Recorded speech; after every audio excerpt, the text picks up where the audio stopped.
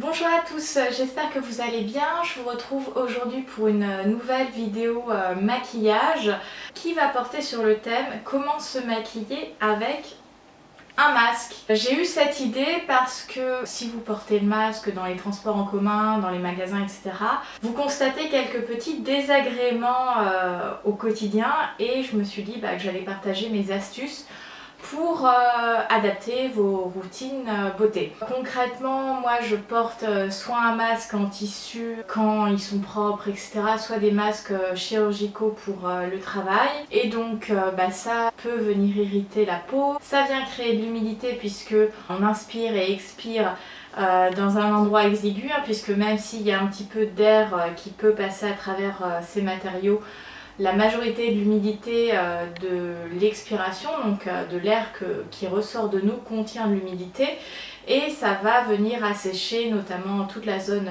buccale. Chez certaines personnes, ça peut créer des irritations, des dartres, etc. Au bout de quelques jours de port de masque, j'ai adapté mon maquillage pour qu'il soit davantage résistant à cette situation. Donc je me suis dit que j'allais partager tout ça en tuto avec vous. Je vais épingler ma mèche et on va commencer. Tout d'abord, je vais appliquer une base qui est le lisseur Bonne Mine de chez Ambriolis. Vous pouvez utiliser n'importe quelle base de maquillage qui va faire tenir un petit peu plus votre maquillage à cause des frottements. Avant d'appliquer un produit de teint, je vais utiliser un correcteur vert puisqu'en ce moment, période hormonale, ça a bien fleuri sur ma peau. Et concernant la dermatite, j'ai repris rendez-vous avec mon dermato parce que ça allait mieux et puis là ça ne va pas mieux. Pourtant j'ai suivi mes conseils, les conseils que je vous partage. Ce n'est pas encore ça, donc je me suis dit que j'allais faire un tour chez mon dermato. Ça doit faire 3 ans que j'y suis pas allée, donc ça va. Et en plus j'ai un grain de milium au niveau du regard que j'aimerais bien retirer. Donc ce sera l'occasion de faire le check-up. Alors, je vais d'abord corriger mes cernes. Alors, même si le masque arrive à leur niveau, quand vous l'enlevez, c'est quand même bien d'avoir un teint un petit peu unifié. Donc, je vais venir corriger mes imperfections. Et j'estompe au pinceau. Alors, je viens pas mettre de crème là où j'ai la dermatite. Mais j'ai hâte d'être à vendredi pour faire le point. Ensuite, pour le reste du teint, je vais utiliser le compact crémeux poudré de chez Herborian qui va finir de parfaire le teint. J'en mets assez peu parce qu'en plus il fait chaud, donc t'as pas envie d'étouffer ta peau. Et ce produit là est sous forme de crème compacte, mais c'est un fini poudré, donc c'est plutôt pas mal, très naturel. Et je vais finir avec ma poudre compacte Urban Decay et une éponge Beauty Blender légèrement humidifiée. Et l'été, j'adore faire ça.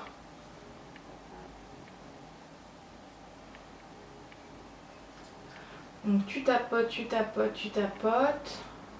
Alors à nouveau, petit problème d'éclairage, ça change beaucoup avec les nuages. Et pour finir, je vais utiliser la poudre libre de chez Absolution, qui je trouve fait un magnifique teint velouté. Et comme je dois faire des photos après, ça a ce côté un peu réflecteur de lumière que j'aime bien puisqu'elle est blanche. Et c'est ce qui va vraiment permettre à la base d'être parfaitement fixée parce que c'est une poudre extrêmement fine.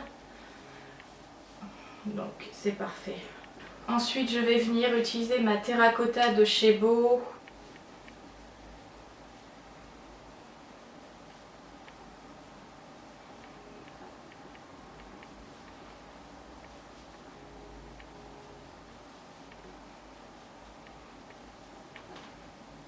Hop.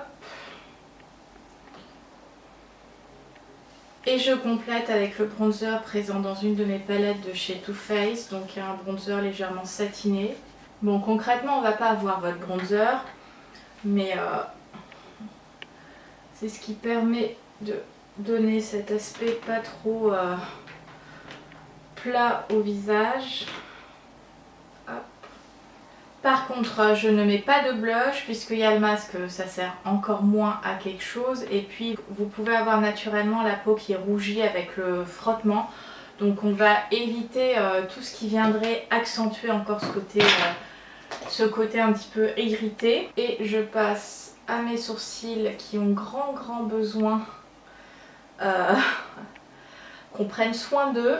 Je suis pas encore retournée me les faire épiler.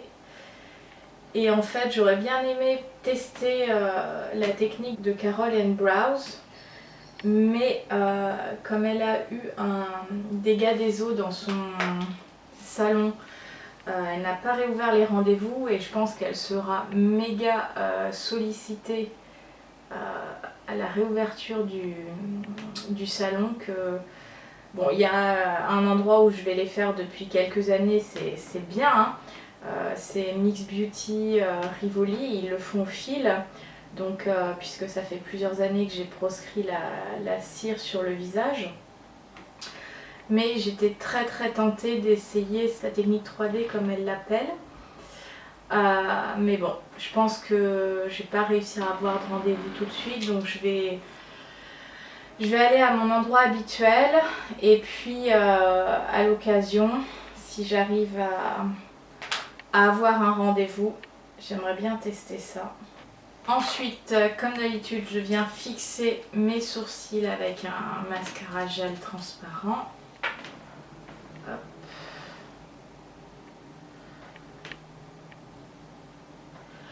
Bon, par contre, ce que j'ai compris avec les sourcils, c'est qu'il faut prendre le temps pour les brosser, les maquiller, les fixer. Et effectivement, comme on a le masque, tout l'emphase va être mis sur le regard. Donc je vous invite vraiment à prendre le temps, si vous l'avez, pour vos sourcils et vos yeux, puisque c'est presque la seule chose qu'on va voir de votre visage. Maintenant, je vais me rapprocher, comme ça on va passer aux yeux. Pour les yeux, je vous conseille d'utiliser une base crème ou une base fixante pour les yeux. Les yeux vont avoir tendance à être un petit peu plus humides. Moi-même, ça m'arrive de pleurer avec le masque. Donc, choisissez des choses qui vont aider la fixation. Du coup, moi, j'utilise un fard à paupières crème en base. Et puis, au quotidien, c'est un petit peu mon produit go-to. Celle-ci, c'est une marque Jacobs que j'ai utilisée. Par-dessus, je vais utiliser la palette en taupe de Zoeva. Parce qu'on est sur la même gamme de tons. J'ai utilisé la teinte Wrapped in Silk qui est assez proche du crayon que j'ai utilisé, donc pour permettre une fixation optimale. Avec un pinceau estompeur, je vais utiliser un fard mat, le Gallery, qui est un taupe léger, assez clair, pour estomper le creux de paupière.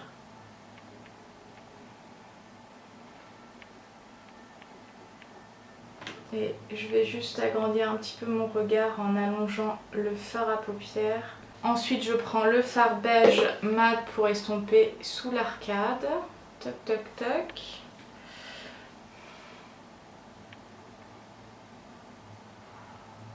Pour rehausser le regard comme à mon habitude, je vais utiliser un crayon Kohl qu'on va venir estomper.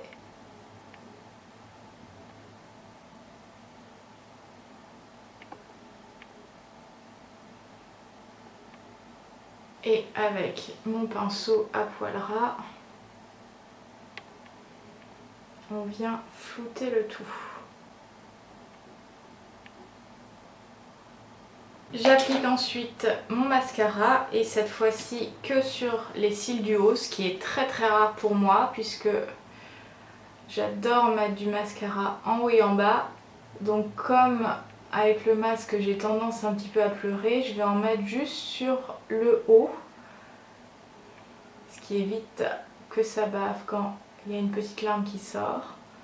Et ce mascara, j'ai trouvé qu'il tenait plutôt bien par rapport aux autres que j'ai dans ma collection. Je termine en appliquant un col lumineux, enfin satiné, sur ma muqueuse intérieure. Parce qu'on a besoin de lumière malgré tout. Et j'en mets un peu dans le coin interne de l'œil. C'est toujours le gel eyeliner de chez Marc Jacobs, je l'aime beaucoup. Hop. Voilà. Et pour les lèvres, comme on a un masque, je vous invite juste à bien les hydrater. La dernière étape, ça va être fixer pour que le maquillage transfère le moins possible sur votre masque en tissu. Et là, j'utilise le spray de compétition, je vais dire, le All Nighter de chez Urban Decay, pour bien fixer le make-up. Voilà, le maquillage est terminé. C'est un look vraiment de tous les jours, relativement facile et rapide à réaliser.